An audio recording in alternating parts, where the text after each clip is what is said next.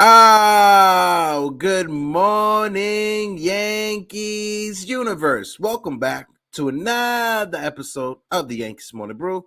Like always, I'm your guy, Hector, joined by my fabulous co-host, Mr. TC Stills. Like always, watch the intro, and we will be right back. Really,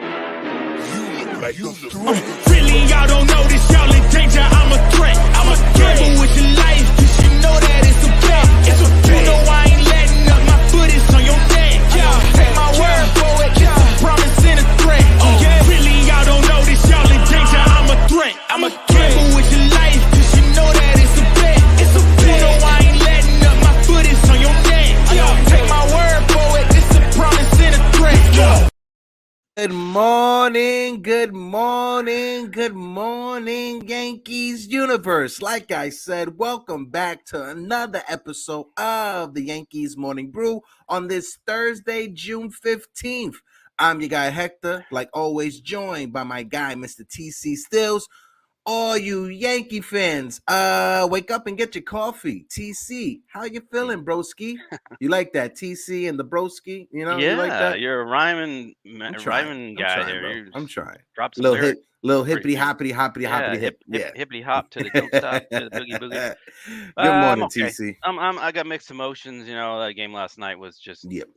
ugh. Mm-hmm. It's hard. It's hard to be a Yankee fan. We were talking about this backstage, but you know we got to go on, move on next day. And how you doing?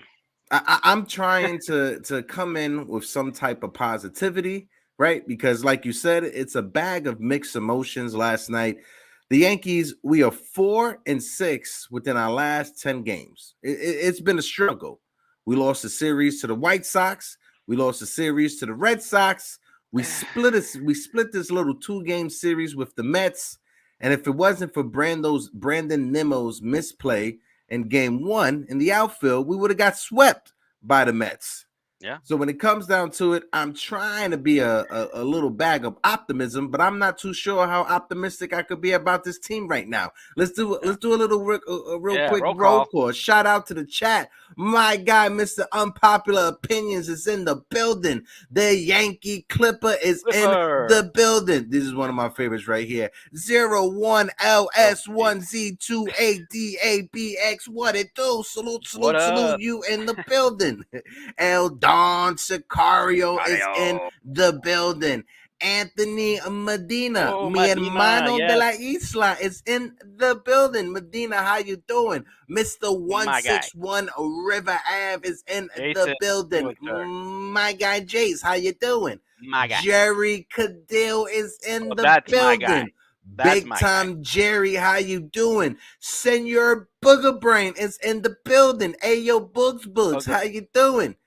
My guy, our friend, Mr. Jonathan, is in the building. Friend of the show, a friend of the panel. Juanita Renner is in the building. Julita, how are you doing? Mr. Phil Porto, I know that handsome SOB right there. Phil, how you doing? Shout out to my broski, Mr. Rod Thompson. I was going to wait till Friday to do this. Congratulations to the Thompson family. My bro, Ra, welcoming their new child into the world. Little Zoe is finally upon us. Welcome. That's the little man of NYY News TV right there. Ra, my brother, always salute. Congratulations again for you and your wife bringing in a newborn into this world that we live in. Appreciate you, Rod, and all the support that you do when it comes to supporting Pete over there at NYY News TV and supporting us over here at the Morning Brew Sports, and all you guys as well for supporting us. I want to let you guys know we hit a milestone yesterday. Even though there was no Yankees Morning Brew yesterday, we hit a milestone yesterday. Over here on the channel, we reached 125,000 views. So shout out to all of you guys that support us. We appreciate all you guys. Smack that like button for the Brew Crew, because without you, we wouldn't be here doing what we're doing. Right, TC? That's right. It's all about you guys. Mm-hmm. You guys supporting. We can't wait to wake up and see you guys and talk to you guys and all your input. It's just awesome. We just love it. Yes, but we had all the all the celebrations, everything like that. But we got to get into the conversation. Back to reality. And there's one stat that jumped out to me, and I want all you Yankee fans to take this stat, boil it up, and let it sit in the middle of your brain, right? This little brain that you got in your head. Jason Lang is in the building. Jason Lang, how you doing? When it comes to it, the Yankees last night versus the Mets, we were 1 for 15 with runners in scoring position. It honestly felt like the Mets were trying to give the game away. They were just throwing things around left and right. They really were. Yeah. Getting thrown out on the bases, not being able to make the pick at first base. We score a run like that. IKF stealing home base. Shout out to IKF also. But you know your offense is in trouble if you're getting excited about IKF stealing home and that being the offense of the night. Like I said, 1 for 15 with runners in scoring position. The day before, we were able to score 7 runs. But like I said, if it wasn't for Brandon Nimmo's misplaying in the outfield, we got swept and we would have lost game 1. Dylan Lawson. I need to have a conversation with Dylan Lawson, right? Like my guys Ryan and Dylan said on Fireside Yankees yesterday, if you guys want to show up to the show with a fake account, with a voice modulator so people can't tell it's you, come on. I invite you to come on to the show and have the conversation. But Mr. Dylan Lawson, I really want to sit down with you and ask you, what is your philosophy when it comes to being a hitting coach? And what is the approach that you preach to the players when they're at the dish? Because how can you have a professional MLB team being 1 for 15 with runners to scoring position? It's unfathomable at the time in the season. Unacceptable, like TC just said. We saw it with the at-bat with Jose Trevino a few nights ago, and now we see it when we reflect on last night's game. TC, what's your thoughts on that? Yeah, it's tough to win a game when you don't produce with men on base. But again, like we said, past shows, we're counting on guys that are not starters. They're not starters in MLB. Okay, minor league contracts. These are minor league guys, castaways from other teams. They're just role players, and we're counting on these guys to contribute and to be full-time starters right now because of the injuries are just piling up. But with that said, you're still playing in the major leagues, and you still need to come through, and you need to find a way to get a base hit. And I also put this on Boone. In that 9th inning or 10th, it was a 10th inning. We're not bunting. We're not doing the most common sense things to score a run. We're giving a runner at second base, and we can't push a run across. We can't be waiting for the home run. It's not happening with this team. We don't have the guys to do it. None of the big guys are coming through. So these other role players, you got to have alternative ways to score. You put a bunt down, you hit a fly ball, you got to run, the game's tied. We can't do this game in, game out of leaving guys in scoring position every time. I mean, these 1-run games, with the stat, we're 10-13 in 1-run games. And I put this all on Aaron Boone. This is all on Aaron Boone and his mismanagement.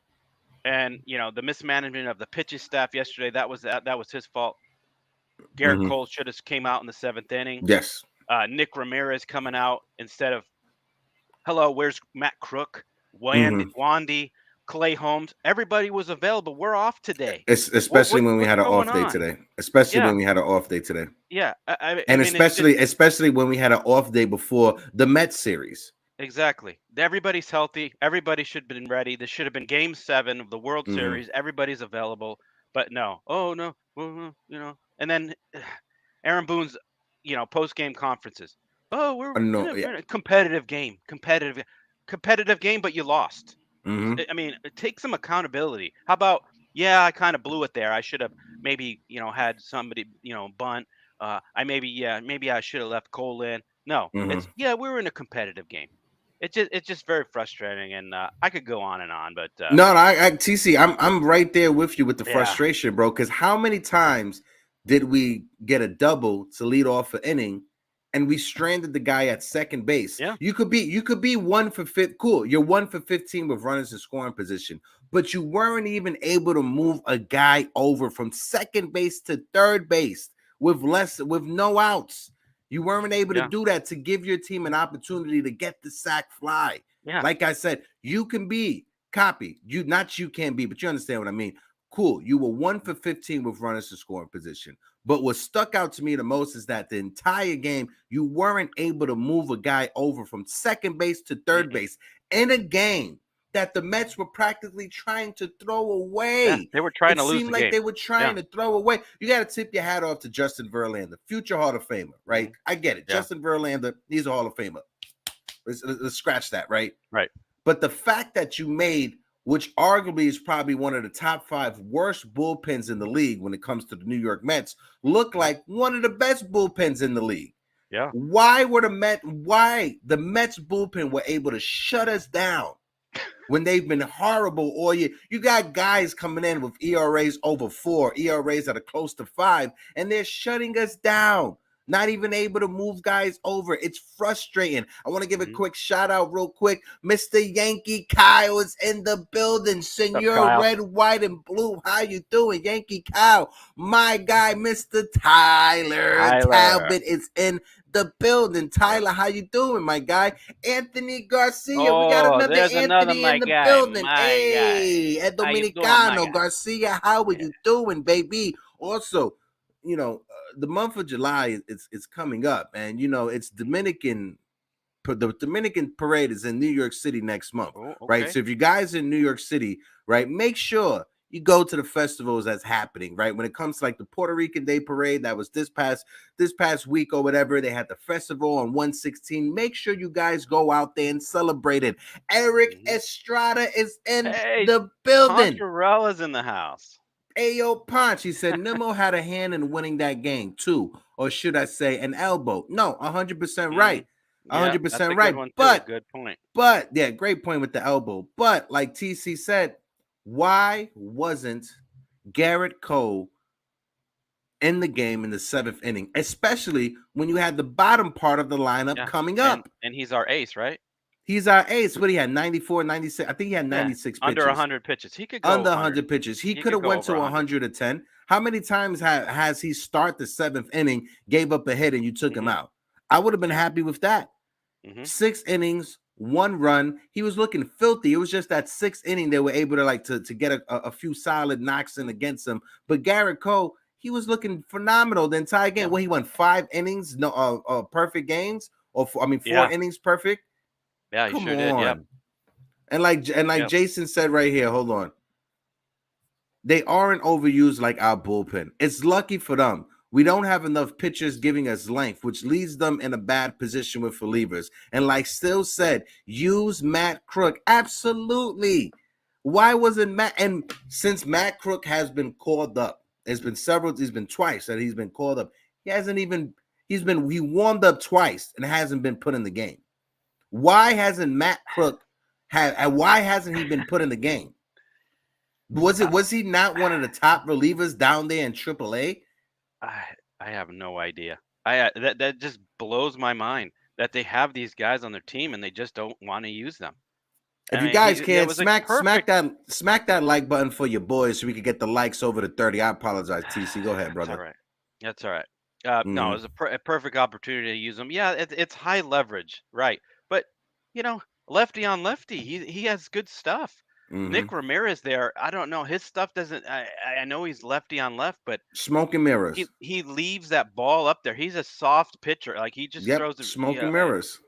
And we have Wandy, we had Clay Holmes, we had Michael King, everybody available. What are especially you doing? When we had an off day the day before the Mets series started? We were coming off of an off day. I don't know what Boone's thinking. And then they they asked him after the post game, did you have Wandy and Clay Holmes available? No, they weren't available. How can they not be available? I don't get. They pitched 1 inning the day before. One inning. Clay Holmes didn't even pitch a whole inning. He only got 2 outs. He didn't even pitch a whole inning. They baby these guys way too much. That's a winnable game.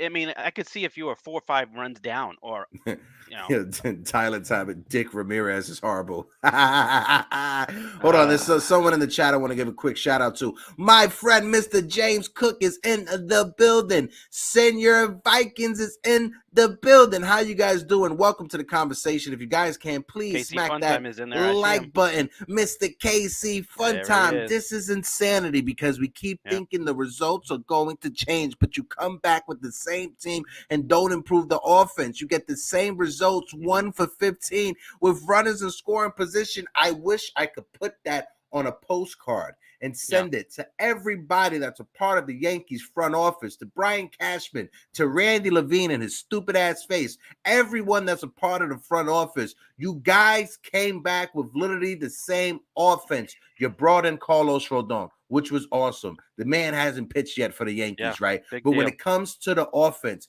you decided, and I'm going to keep on going back to this, Mr. Brian Cashman, you decided to start the season with a platoon in left field with Aaron Hicks, Oswald Cabrera, and Mr. IKF. One of the guys is on Baltimore, and he's killing it, by the way. Have you seen Aaron Hicks? He had a grand slam, and he had another double. He's killing it over there in Baltimore, right? And this is why the hitting coach, we'll get to that. They have good hitting coaches, that's why. That's why. They have actual hitting coaches that are major league hitting coaches. They all eat chicken parm over there. Chicken parmy, right? Aaron Hicks is not on the team anymore.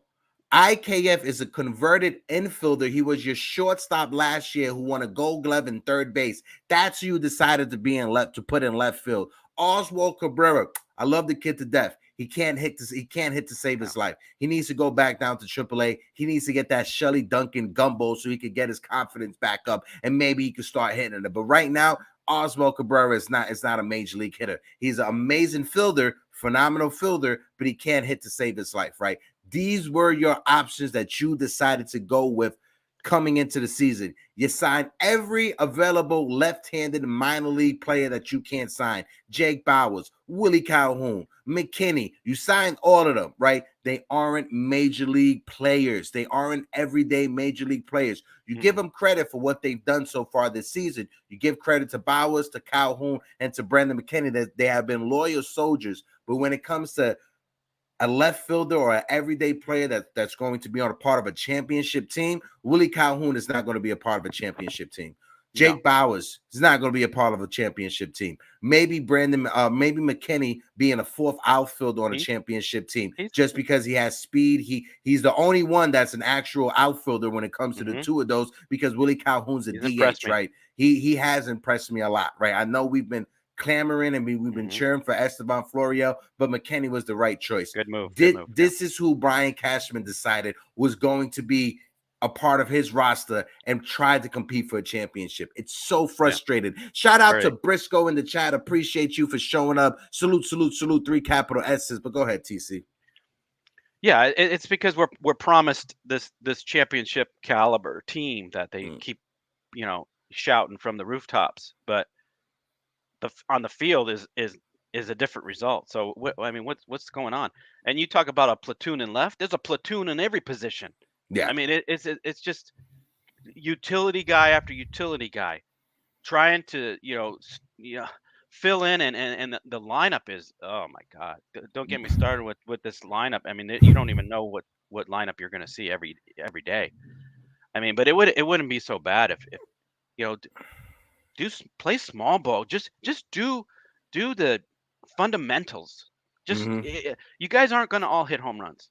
We see it. Our guys, Stanton, JD, Rizzo, another guy just totally struggling. These guys are not hitting home runs, and that's the only way we really score. I mean, we got lucky with the IKF, the ground out. He gets the second, third with the stolen base and steals home. Great. You do it in one inning. What do you do the rest of the game? You do the same stuff you've always been doing, waiting for the home run. Mix it up and do it throughout the game. Don't just be, oh, well, hey, look at that seventh inning. We stole home. What are you celebrating? You lost the game. So it makes no sense. But yeah, like you said, we can't win a championship with this with utility guys and role players, and it can't be done. But hey, Anthony Volpe fixed his swing, so maybe maybe He some other did. guys can go and talk to Austin Wells, who seems to be like the hitting coach now, and have some chicken parm and have Pete's mom cook up some sauce and have a good party, and everybody figures it out. I'm not gonna lie, listening to Pete's mom talking about the food that she's planning on making, I got a little hungry. And rethinking about it right now, I just got hungry right now. I can't wait to actually eat. But looking at the lineup from yesterday, right? I'm gonna read off the batting averages. Bowers is hitting 222. Giancarlo Stanton, 222. Josh Donaldson is hitting 130. Anthony Rizzo, who was literally 2 or 3 weeks ago hitting over 300, he is hitting 266 right now. 266. Wow. Hold on. I got a stat to talk about when it comes to Anthony Rizzo, right? And I love Anthony Rizzo. But in his last 57 at-bats, Anthony Rizzo is 7 for 57 with 17 strikeouts. I'm going to say it again. 7 for 57 with 17 strikeouts. I'm going to keep reading these batting averages, right? DJ LeMahieu, his batting average on the season. I know he had a home run the day before. Awesome. But DJ LeMahieu, he's hitting 236. He had another double off of a breaking pitch. So that's 2 days in a row, 2 doubles off of an off-speed pitch. We like that, right? Isaiah Kiner-Falefa hitting 238.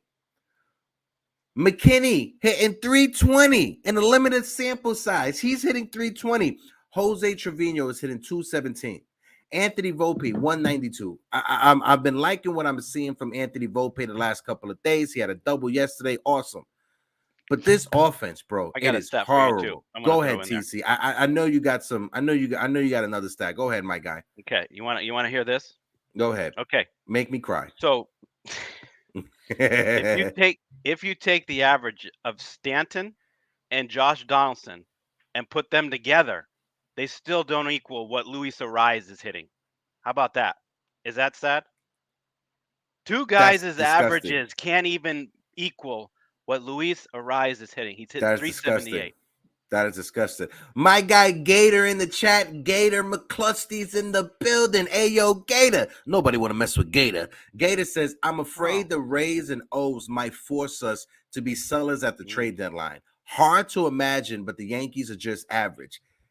I see what you're saying, Gator, right? But the way that the playoffs are structured right now, Hal Steinbrenner and Brian Cashman, if there's a way to get in, even if it's by the wild card, even if it's just a wild card, they are going to try to make the postseason by any means necessary.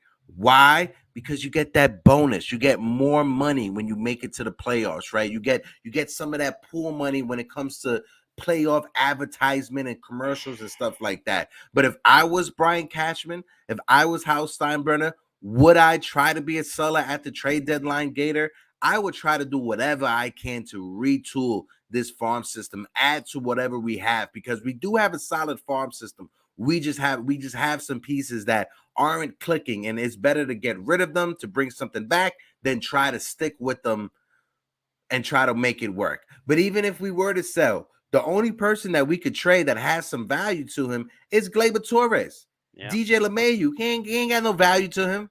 Giancarlo Stanton has a no trade clause. Ain't that many teams that he want to go to, and nobody's going to want to trade for him in his contract. Josh Donaldson, who wants Josh Donaldson hitting 130, making $25 million a year? We got Luis Severino, who's tipping his pitches and whose mechanics are off.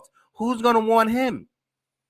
There's only one. Gleyber Torres is the only person that we can trade. And honestly, with the way that our offense is, if we were to trade Gleyber Torres, he is our third best hitter on our team. He is the third best when it comes to batting average. He is the third best when it comes to home runs. He is the third best when it comes to on-base percentage. And he's the third best when it comes to RBIs. Yeah. So if we were to trade Gleyber Torres away, we're hurting us more than helping us. Yeah, that's not a good idea. We just got to ride him out, and we just got to hope for Bader's coming back. Judge will be back at probably the end of June or early July, and Rodon. So I mean that's our only hope is to get some guys healthy. Maybe some of these guys get it going, get hot. We're still in the wild card race. We're not going to be out of the wild card. So I mean the division that's pretty much gone. But if we don't get clicking, while Judge is out, then the wild card might even be out of reach. But I don't know. These other guys need to step up. If the Yankees, right, this offseason decided that they were going to sign Carlos Rodon to be the number 2 starter behind Garrett Cole. I know this is all hindsight 50-50 because we've seen how Nestor has struggled this season. He's dealing with his shoulder issue. So like I said, hindsight 50-50. But if we could go back, TC, and you were able to have a conversation with Brian Cashman, you signed Carlos Rodon. Do you try to trade Nestor Cortez to Minnesota for Luis Ariz? Because that's what Minnesota needed was a starting pitcher. Pablo Lopez, he's not doing as good for Minnesota. So if we would have offered Nestor Cortez, who was coming off of an all-star season, for Luis Ariz when we just signed Carlos Rodon, would you have done that? Yes.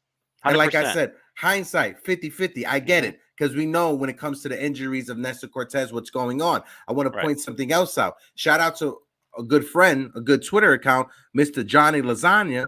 But when you look at this, Luis Severino, his mechanical issues. On the left is 2022. On the right is 2023. Look at it. When you look at his leg, it's not as much of an L as it was last year. When you look at where his glove is at, his shoulder's leading open. Yep. And he's not pushing off that back foot. Yeah, you could see it. Look at his plant foot. His plant foot is ready to plant before he's even being ready to touch the ground. Look at that. Straight. And leg. It's straight. Yeah. His mechanics are shot when it comes to Luis Severino. And another thing as well, right? If you guys haven't noticed while watching the game, another thing as well, when you look at Luis Severino, when he's about to throw his when he's about to throw his fastball, right? He holds his glove to the right of him, more to the right of him. When he's about to throw his breaking pitch, it's more centered to him. So why am I, who is not a major league coach or anything like that, I'm just watching from home. Why am I able to pick that out? Yeah. Right? But Matt Blake, he can't notice that. Nobody on the Yankees is noticing. When Luis Severino is about to throw his fastball, he has his glove closer to his right armpit. But when he's about to throw his breaking pitch, it's more centered to him. Why am I the only person that's picking this up? I hope you're not the only one because, I mean, the other teams are obviously, figuring it out. I mean, I had faith in Matt Blake. If he's not, seeing what's going on with Severino and fixing this issue by the next time out, then something's wrong. I mean, maybe he needs to go talk to Austin Wells, and maybe Austin Wells will fix him. Maybe he has what's the mango or whatever maybe instead of chicken parm, maybe they sit down and have a bowl of that and figure it out because these coaches, the management, the front office, they've lost control. They have no control. They don't have a clue. I got a nice video that I got, right, because we got some inside sources when it comes to the Yankees, right? So I got a video, right? This is Dylan Lawson, having a conversation with the Yankees hitters and showing them his approach at the plate. So watch this, and we're still going to be here rocking with you. So I'm gonna just bring this up. Hold on 1 second.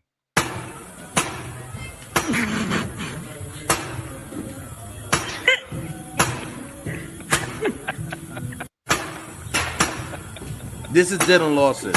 This is what he's showing the Yankees. This is Dylan Lawson's approach right now. Look at him. Do you see that sweat? This is a hitting coach. This is a major league hitting coach right here. When it comes to Dylan Lawson, right, as a hitting coach, I have yet to see this man sit down and actually tell us what is his philosophy, what is his approach when he's having these conversations with these hitters, right? I got a couple of tweets that I want to bring up, right? Just a reminder that before this series, Dylan Lawson, the Yankees hitting coach, said, I really don't give a shit where we rank in offensive stats. He literally said that. And this is the man again hitting.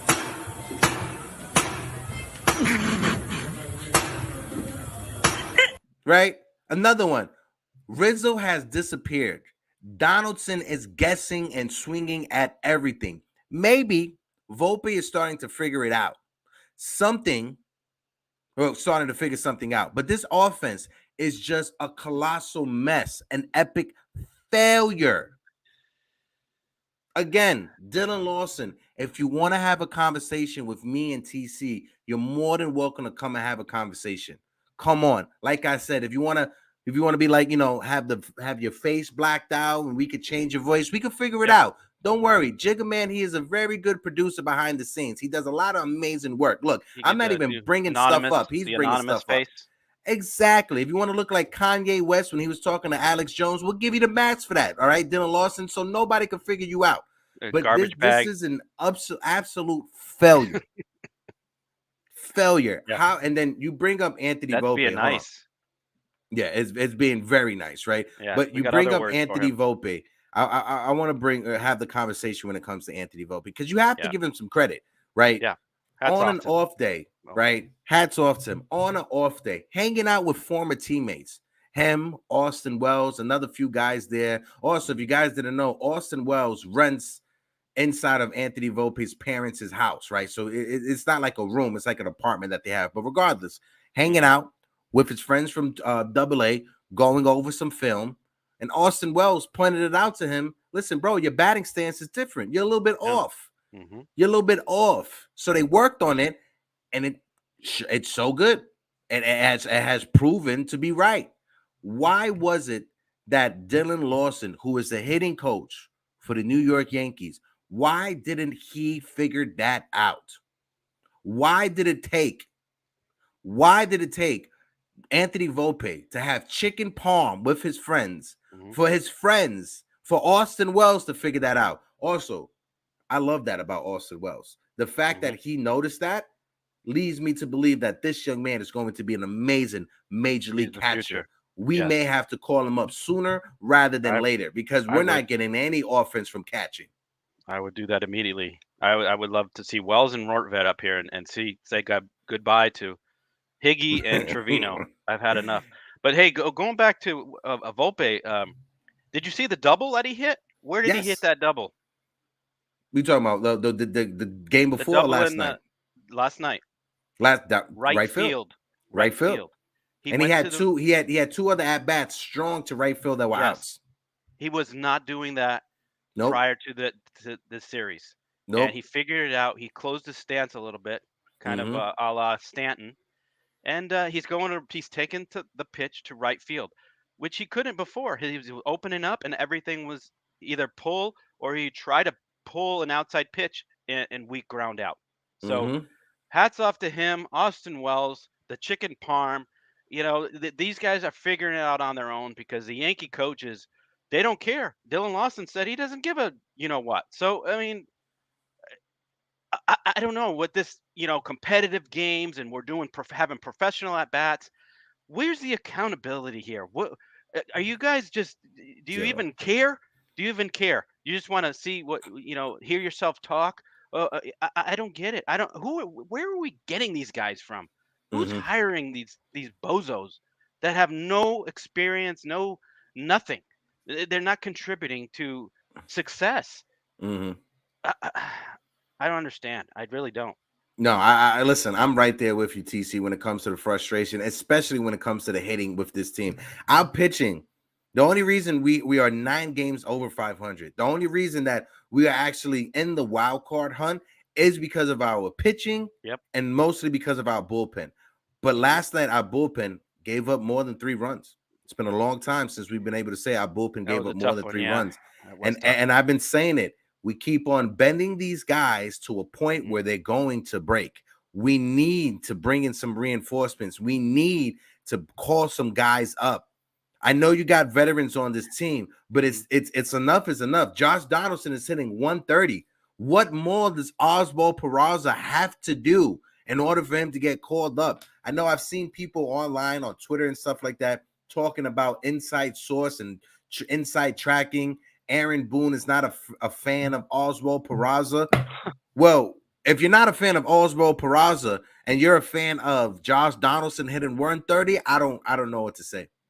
I don't care if you're not a fan of Oswald Peraza. You got to call that young man up and you got to give him a spot. He's hitting well over 300. He has home runs. He has speed. He is the best infielder that we have. You got to call that young man up and put him at either third base or second base or shortstop. You figure it out. Got to find a spot for him. Yeah, you got to find the best hitter on our team right now. Is nobody's hitting. Rizzo was, and now he fell off. He is in a terrible slump.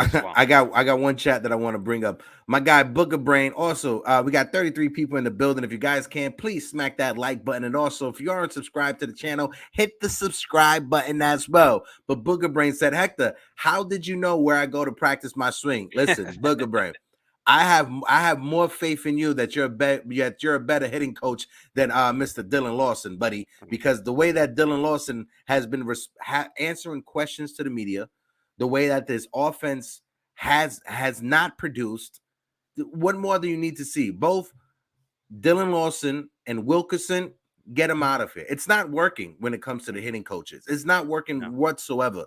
Bring back Don Mattingly as a hitting coach. Bring back Kevin Long as a hitting coach, right? Just don't have Dylan Lawson. Is Chili Davis available? At this point, I'll take anybody. I'll take Wade the old Boggs? man across the street. Anyone. Wade Boggs? I mean, yeah. Stevie Wonder? I don't know. Gator says George is turning to Stevie Wonder. George is turning over in his grade. Bro, George is haunting House Steinbrenner right now. Hold on, wait. Oh, I just saw it real quick. Hold on, just want to wait. Lorenzo said Dylan Lawson went to Transylvania University. WT. First of all, if you're a collegiate university and you call yourself Transylvania University, you got to think twice. You got to think twice about calling yourself Transylvania. No, that's an actual university. He actually went to Transylvania University, right? So hey, Dracula was his teacher or what? Hey, that was his PE coach was Dracula. That was his PE coach. But I got a couple of tweets that I want to ring out real quick. Shout out to my friend Julian over at Dugout Station. He said Anthony Volpe talks about how he sat with Austin Wells and watched old videos and noticed his stance was slightly different from what it was recently. More closed in. He's made some necessary adjustments last night, and it feels a lot more comfortable, and it's actually showing off. Right, when it comes to it, right? He looks a lot more comfortable, and he's actually doing some things out there on the on the field that makes you happy. Going to right field, that double to right field, hitting it with authority to right field. What he was doing a couple of weeks ago, he was popping it up either to center field or to right field. He wasn't hitting it with authority like he has been over the last 2 games. So hopefully this is a spark that we desperately needs. Hopefully this is not just a 2-game span and Anthony Volpe goes into another dip. Hopefully this is the moment, calling it right now, June 15th, where Anthony Volpe turns it around and he actually has a solid month when it comes to his batting average and his home run output. Yeah, no, I agree. I mean, I'm excited to see what he he's going to do for the rest of the month and rest of the year. I mean, I love that they've figured something out, because it's obviously worked. Because in the last couple of games with the hits he's getting and going to the right field, hey, he knows better than these coaches and his peers, his ex-teammates or future teammates. They know more than our coaches, which is sad. And maybe Austin Wells can call up every other guy and, hey, Donaldson, you're popping up everything. Hey, you're dipping your shoulder. Hey, that have some manicotti and we'll yeah, he needs to have some chicken parm, right? But let's switch up the conversation real quick. Also, I love you guys in the chat as well. Give us your thoughts when it comes to this offense. What do you guys want the Yankees to do when it comes to the hitting coach, Dylan Lawson? If you guys have any thoughts when it comes to who the Yankees should hire as a hitting coach, let us know in the chat, and we'll go back and forth, and we'll bring up your thoughts as well. Uncle Tats is in the building. Uncle Tatties, how you doing? But TC, I want to switch it up just a little bit, move off of the Yankees over the past couple of days, because it has been a little bit of a struggle. So I want to bring this up real quick, right? Oh, hold on one second. Hey. Now you're Mr. talking. Juan Soto, right? The rumors of Juan Soto and the Padres. The Padres are going to have to trade Juan Soto, and they're going to have to try to recoup it recoup all the prospects that they traded away in order to get Juan Soto. The reason why I'm saying that the Padres have to trade Juan Soto is because of finances. I know the Padres have been spending over the past couple of seasons and off seasons, however you want to put it, but they're in a tight pickle right now. The company that had the TV rights to the San Diego Padres, they folded. They filed for bankruptcy and they disappeared. They didn't pay the Padres over the past season and a half when it comes to their TV deal. So the Padres right now, without having the rights to their TV contract, right, or their whatever, they have to go to court. They have to figure it out, get it back from Bally Sports. The Padres right now, they are losing more money than they are actually bringing in because of that situation with their TV deal. TC, what's your thoughts on this for Juan Soto? And like it says in the middle, what prospects are you trading for Soto? Oh my goodness. This would be a huge haul. And I think it would gut our farm system. I mean, you're talking, Oswald Peraza, you're talking Spencer Jones, Jason Dominguez, Traparo, Clayton Beater, Will Warren. I mean, it's going to be 6 to 7 top 5, top 10 prospects. And I mean, as much as I'd love to see Juan Soto in left field, I just don't want. I mean, I know we hug these prospects and we have we always have this faith and overhyped of all these guys, and we already know what Juan Soto is. I mean, I'd love to have him, but I don't know if I want to give up all those guys. Look how good he looks with that Yankee hat, though. TC, he does look really good. Look how good he looks. And shout out to person that does my graphic design. My little bro, he did that for me. But he looks really good in that Yankee hat, bro. He looks really good. I just don't know if Juan Soto alone puts us over the top.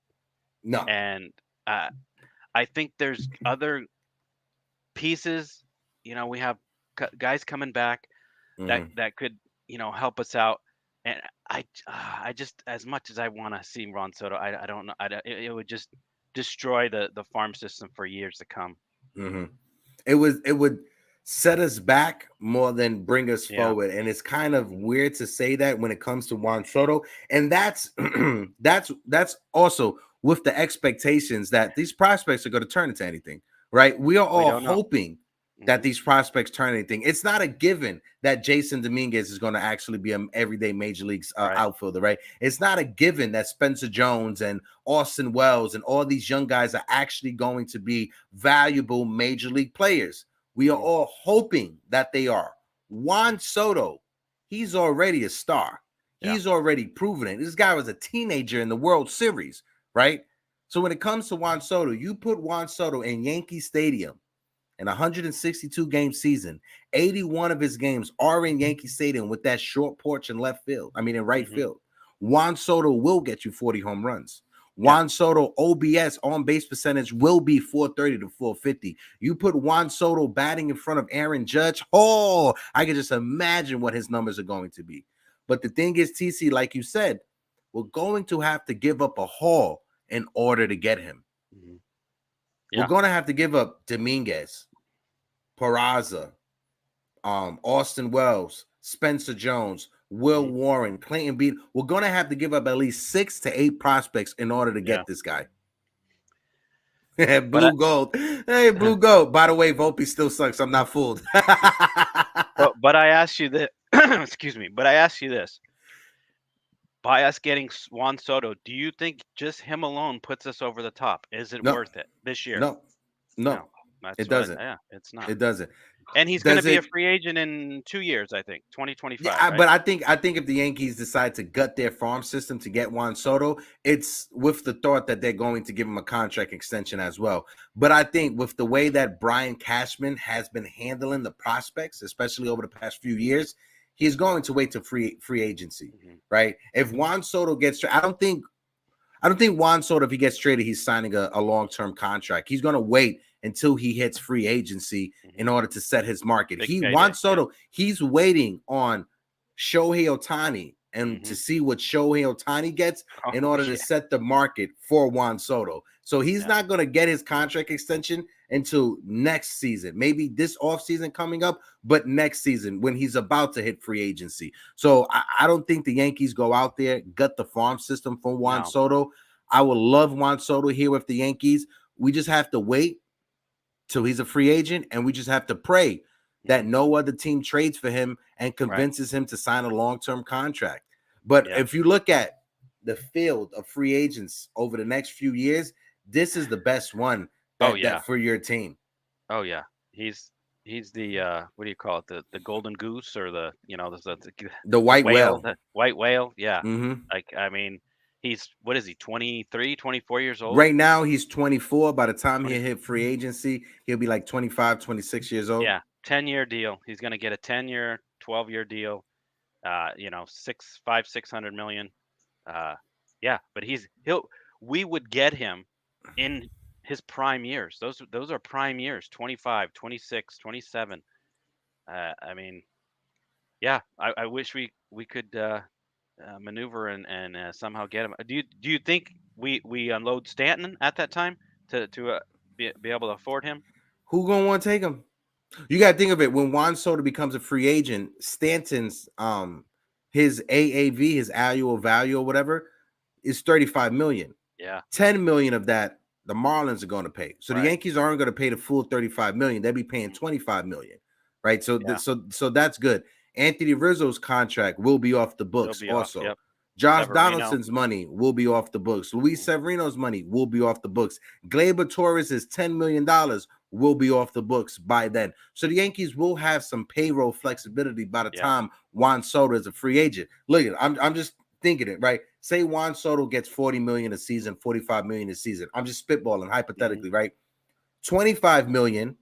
Josh Donaldson's $25 million is not going to be on the books, right? Luis Severino's $15 million is not going to be off the books.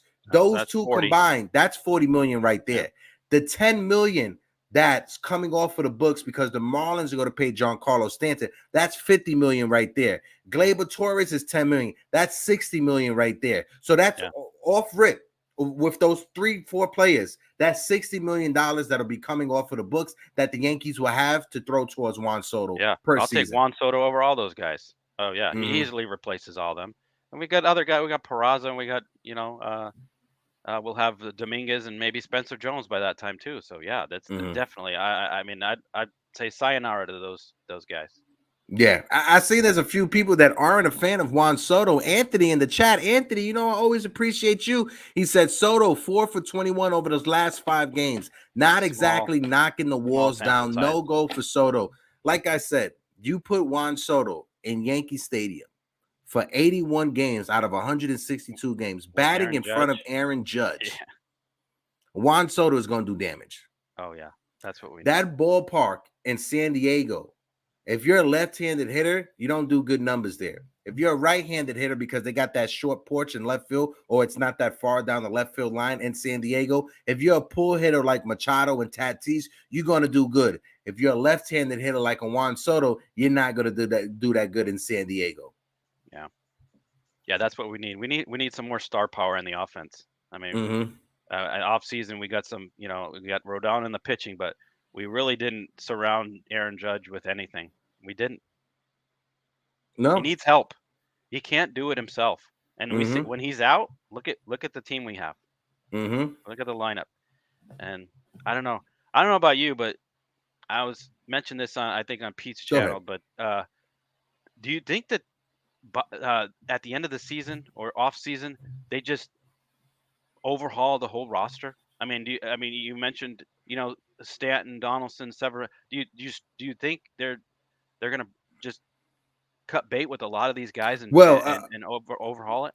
Well, Donaldson's not going to be back next year. That's one right there. Luis Severino is not going to be back next year. So when it comes to like an overhaul of the entire roster, I don't think it's going to be a complete overhaul, but it will get it's going to get a remake, right? It's going to get a redo. It's going to get like a done up job, right? Because you're going to have to replace Josh Donaldson at third base. You're going to have to replace Luis Severino in the starting rotation. Now, whether that's internally or the Yankees go out of the system and try to get an external solution, maybe. But I don't have faith and Brian Cashman and this front office to get that job done. And it sucks right now because Brian Cashman just got that contract extension, and Howard Steinbrenner is not going to get rid of Brian Cashman or Aaron Boone after they both signed the contract extensions. You're just not going to do that. Yeah. It doesn't make sense. It's not a good business practice if I give you an extension, TC, for 4 years, but I fire you 1 year into your extension. Now I got to pay you for the remaining 3 years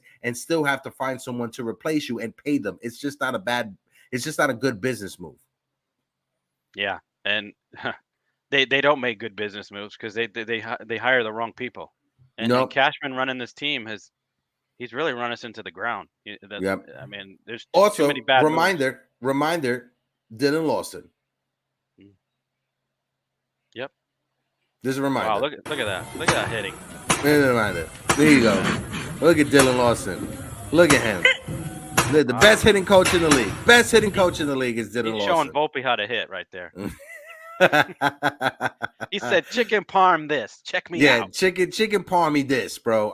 Let's switch it up just a little bit. And Anthony, I agree with you. Giving up all those prospects in order to get Juan Soto will hurt us more than it will help us. So that's why I want the Yankees to wait till he's a free agent. I'm praying and hoping that he will be available and no other team would trade and give him that extension. He says, giving up on Severino also a mistake. Yes, he is struggling, but he is still bringing it at 95, 96 miles per hour. Said he stays. That's the thing. He just can't stay healthy. No, he's not reliable. Can't stay. Since 2020, since 2019, Luis Severino has only pitched in 26 games. Since 2019. Yeah, you can't extend a guy like that. No. What has Luis Severino showed us that he is deserving of a 5-year contract extension at more money than what he's getting right now? Because if he gets that extension, he's going to want to make more than $15 million a season. Oh yeah. So what warrants that? What has he shown that he deserves more than $15 million a season for 4 to 6 years? The injury history is not on his side when it comes to that. Yeah, and he's 6 years removed from his breakout season, 2017, 2018. But the last 3-4 seasons, he hasn't shown anything, and he can't stay healthy. So I mean, that's what I'm basing an extension on. I'm not basing it on 5-6 years ago. You're crazy. And like unpopular opinion, when it comes to our prospects, we are all banking and we're hoping that they actually become major league players. Like Pop says, that's not hurting the farm. The only player in that package that will realistically go to make that team is Dominguez. When you look at all of our prospects, right? Spencer Jones, Dominguez, there's a few that has a big upside. Dominguez and Spencer Jones, Austin Wells, those are the big upside prospects. Those are the big three, and Peraza as well. So those are the 4 prospects you have to build the trade around, right? But we don't. It's not a guarantee that none of them are going to be all-stars. It's not a guarantee. We're hoping that they're going to be all-stars. Juan Soto is already an all-star, but like I said earlier, I'm not willing to trade from our prospects in order to get him. I'm willing to let him become a free agent, and let's see what happens this offseason, and let's see if some of our prospects get the call up. Because after this season, going into next year, Austin Wells, by next spring training, Austin Wells should get an invite to spring training like Jason Dominguez and Volpe had this spring training. Yep. Right? Yeah. Next spring training coming up, Jason Dominguez better be competing for that job in left field. Point blank, period. Yeah. Spencer Jones, he should get an invite to spring training also. Definitely.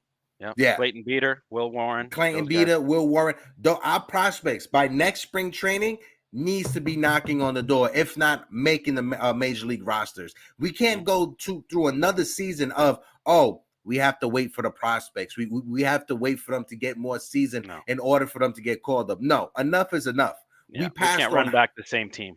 We passed on how many free agents because we had these prospects coming up. No, We passed on Bryce Harper. We passed on Manny Machado. We passed on Carlos Correa, which actually hindsight 50-50 was probably the best thing. Yeah. We passed on so many players. Trey Turner, because we have all these prospects coming up. And also Trey Turner, good thing he's not hurting with him in Philadelphia. So I'm just pointing that out. But we passed on all of these star players because we have these prospects coming up.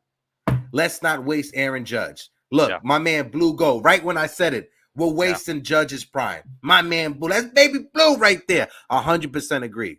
100% agree. Austin Wells was invited to speak. He got the oblique injury, which set him back. True. Yeah, that's what I'm saying. This next spring training, he needs to get that invite, not only to be invited, but for competing for one of those catching position.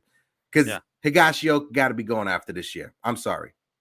No, well, you bring up Austin Wells. He's not just only competing for starting catcher job. He's competing for the hitting coach as well. Yes, yes, both. So that's two things there. But you were talking about. Can I see Dylan Lawson again? No, just you're talking about the prospects.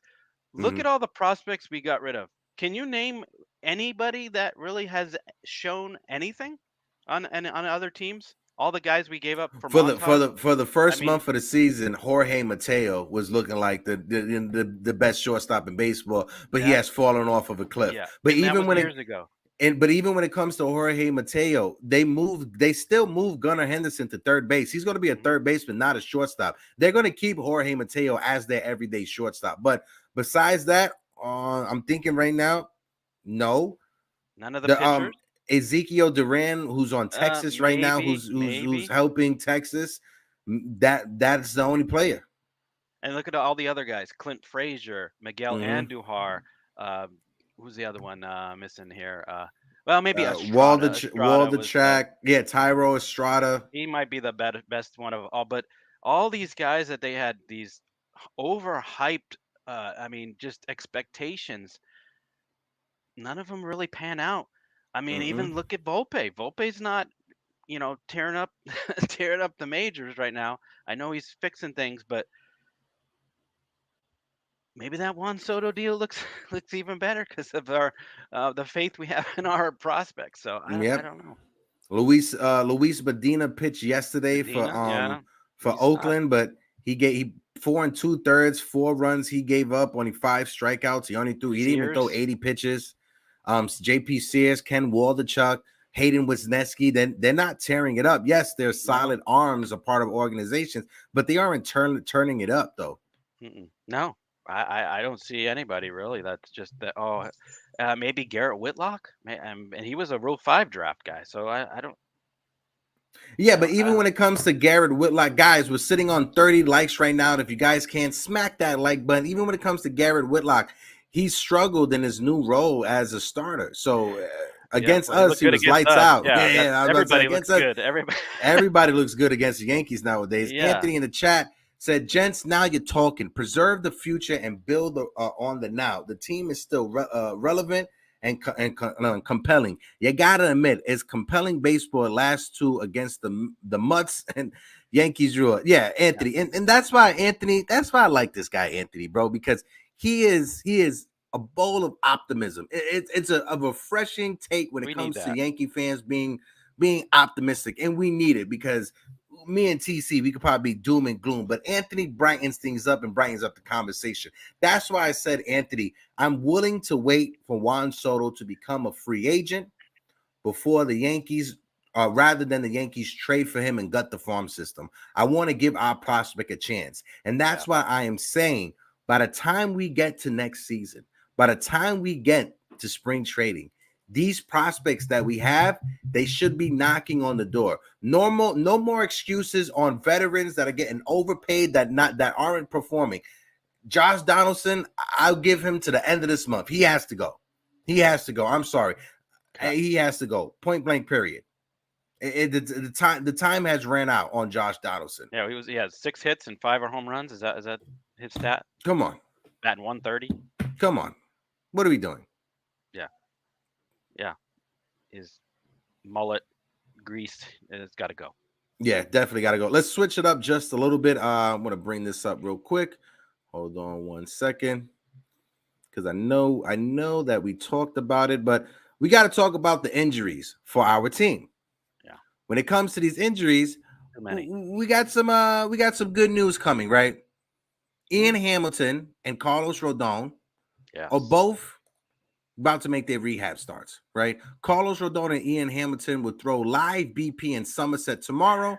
Harrison Bader played 7 innings last night for AA, going 0 for 4. The next stop is Fenway Park. Oh, so we have joining us. some reinforcements on the way. Thank God. Ian Hamilton is going to be a nice piece for that bullpen. Carlos Rodon will finally be able to see him pitch for the Yankees. It's maddening. Halfway through the season, I'll take it though. But the big issue, they still haven't put a timetable out there for Aaron Judge on his return. Now, my guy Derek from NYY Recaps, he had a great point. If you guys didn't go follow Derek over there, but he pointed it out. He had a great point while analyzing this. He said that maybe it's the Yankees front office not wanting to release the timetable for Aaron Judge because they don't want to lose ticket sales. If people know that Aaron Judge is not going to be in the lineup in July, they aren't going to buy tickets for Yankee games in July, right? Yeah. Maybe they'll buy tickets 2 weeks out thinking that he'll be there. They'd be more inclined to buy the ticket at the time thinking that he may come back. But this is potentially trying to save the Yankees when it comes to ticket sales. If that's the issue, if that's the reasoning behind not putting out the time frame or what they think his return will be, it is front office negligence. I've said this time and time again. You got to let us fans know what's the timetable. You got to let maybe the other players know about the timetable, but you got to let us know what's the timetable for this. Because if we're sitting here every day waking, looking for that Aaron Judge news or that Aaron Judge update, us fans are going to go crazy. We'll lose our mind. Yeah. You need to do us the favor and let us know what's his timetable, what's his return. The way that the Yankees are handling, bro, it makes me think that he's not going to be back to the middle of July. The way that the Yankees are handling things, the way that the Yankees are just, they're walking around like it's the big elephant in the room. It makes me believe that they know he's not going to be back to the middle of July. What's your thoughts? Yeah, well, they're so tight-lipped and secretive over there. They don't want to let anything, out of the room over there. And I was honestly thinking that it was probably going to be right after the All-Star break.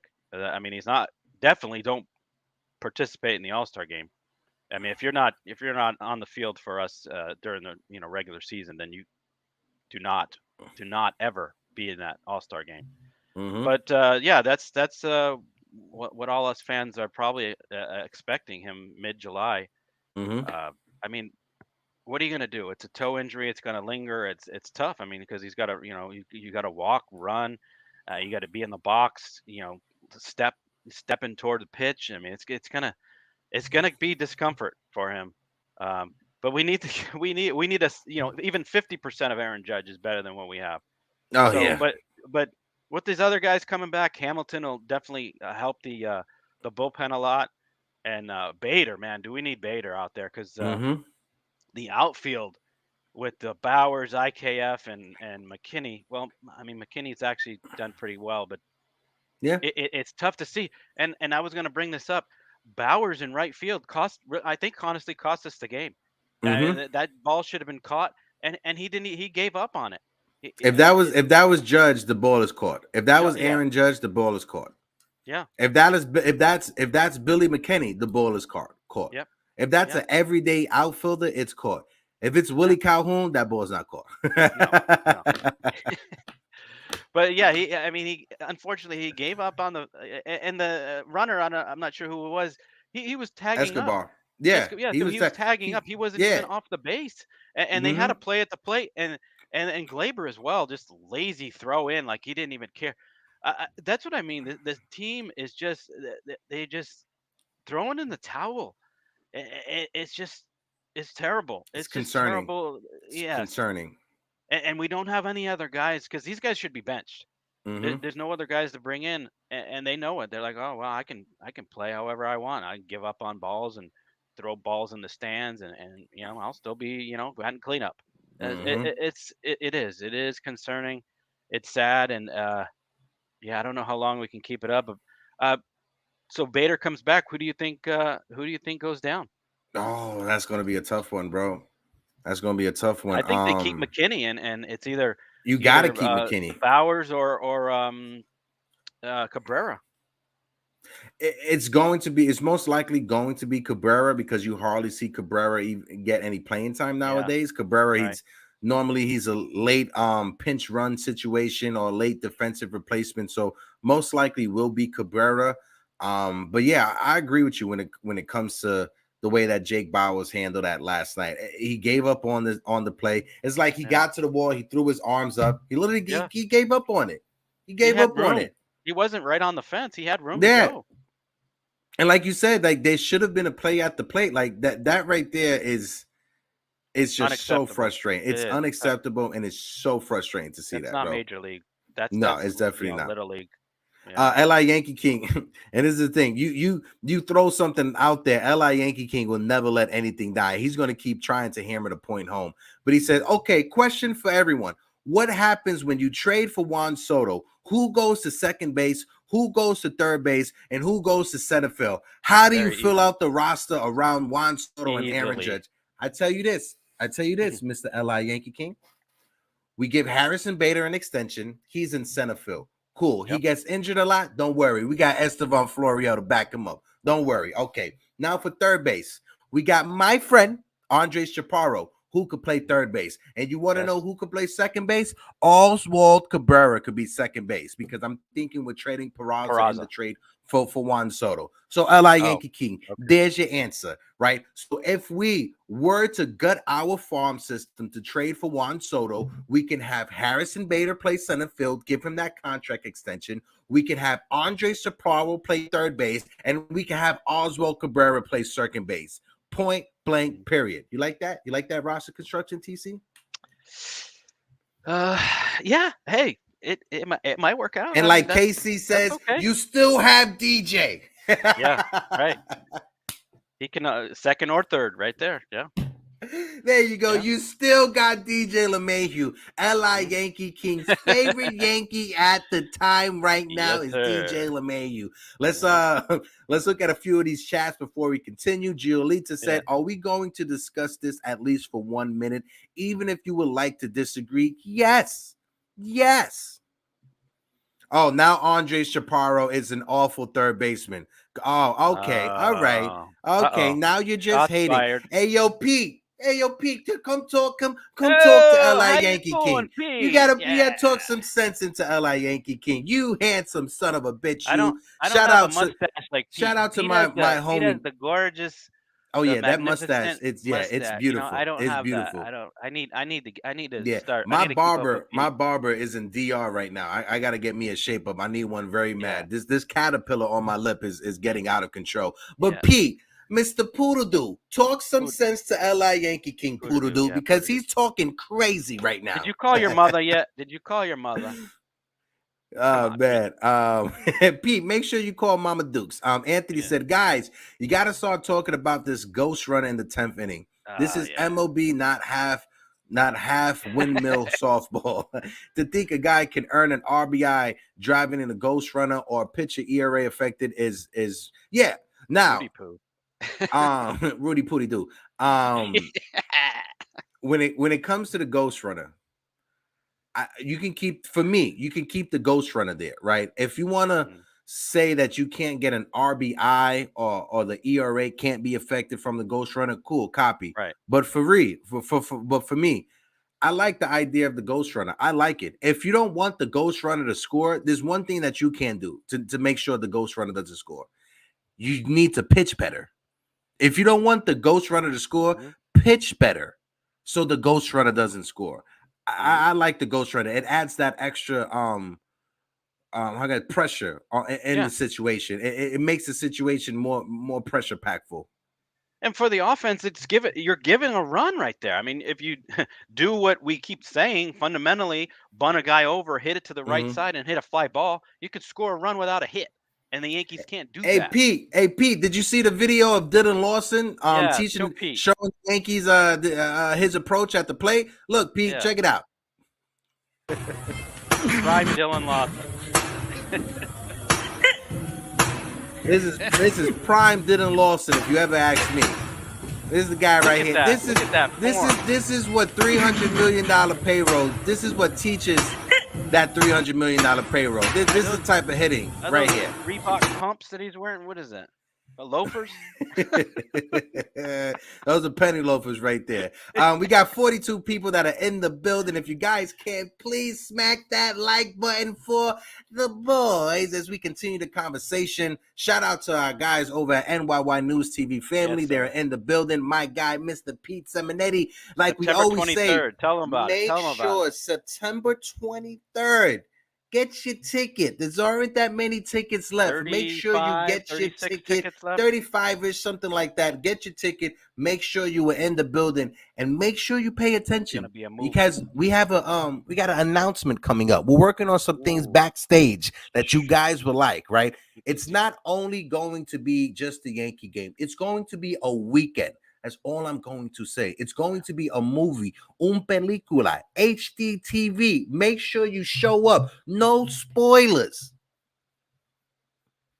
Mum's the word. And that was Jigga that wrote that in the chat. No spoilers. He had to make sure. He texted me just now also to shut the hell up. So I'm going to shut the hell up. But now, all the famous, all the great chat guys are going to be there. Yes. Like I said, these people. Derek from NYY Recaps will be there. Uncle Tats will be in the building. My guy TC Stills, Jerry Cadill, and KC Funtime will be in the building. I'm not sure about LI Yankee King. I don't know about LI Yankee King. He makes me frustrated sometimes. Oh man, shout out to my guy LI Yankee King. He keeps the conversation going. I will be in the building. Hopefully, Unpopular Opinion will be in the building. I would love to chop it up with my guy Unpop as well. Also, Jigga guys, Man will be there. Jigga will be in the building. There's a lot. Phil Porter will be in the building. Anthony lot Medina. Of us are gonna be there. Anthony Medina de la Isla will be in the building. Lorenzo in the Benzo will be in the building. Hopefully, my guy Don Sicario will make his way up to New York City because I love chopping it up with my guy Don if Sicario. You're there, you gotta give Pete a bear hug. Oh yeah, everybody, it's mandatory. Give him a bear hug and just touch the mustache, touch it. Just a little bit. Don't touch it that much. Don't touch it that much. Just a little bit. There's a personal space. Personal space. I'll tell you this right now. Anybody try to touch my mustache, I may punch him. I'm just saying that right now. Shout out to my guy Crackle Nuts in the building. Also, it's kind of weird because we have 2 off days in 1 week. When was the last time the Yankees had 2 off days in a week? What's going on?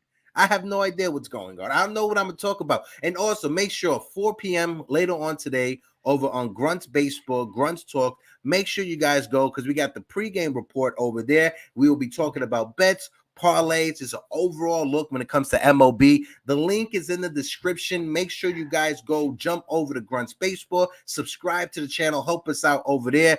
LI Yankee King, we'll see. You're saying you won't be there. Let's try to see what can happen, LI Yankee King. I know you're all the way in Cleveland. Yeah. And the city that loves me the most because I talk so much trash about them. I know you're over there in Cleveland. Let's see what we can work. LI Yankee King can't promise nothing. Like Tyler said, bear hugs all the round. Tyler Tabbitt, that's my guy. I ran into Tyler, and at first I was like, I was on your show. And he was like, no, I was on your show. And I was like, we was both hanging out together. My guy Tyler, appreciate you.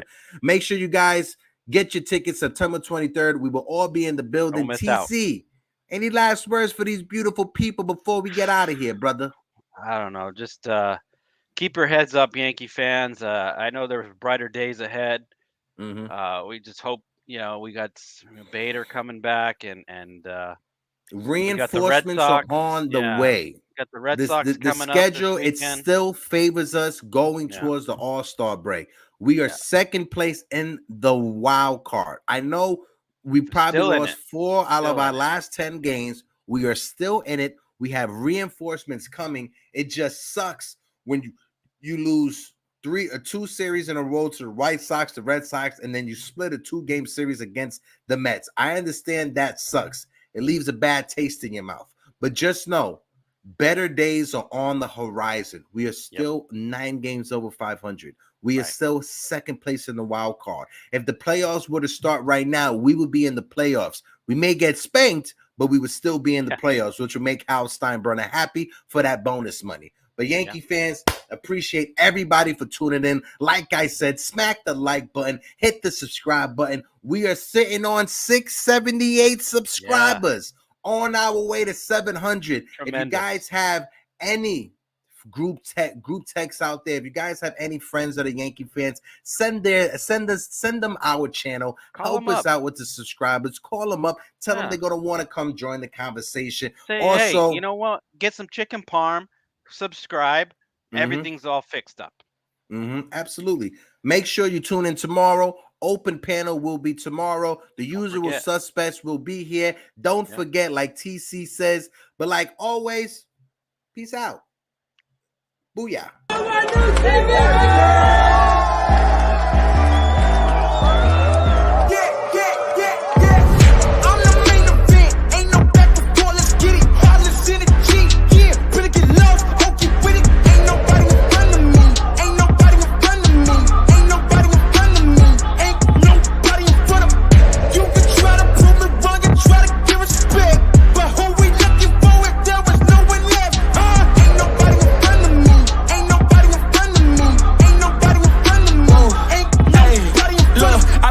As a competition, but if you go against me, you the opposition. But if you want to look like you can close the distance, I'ma give it A forever since you're so persistent.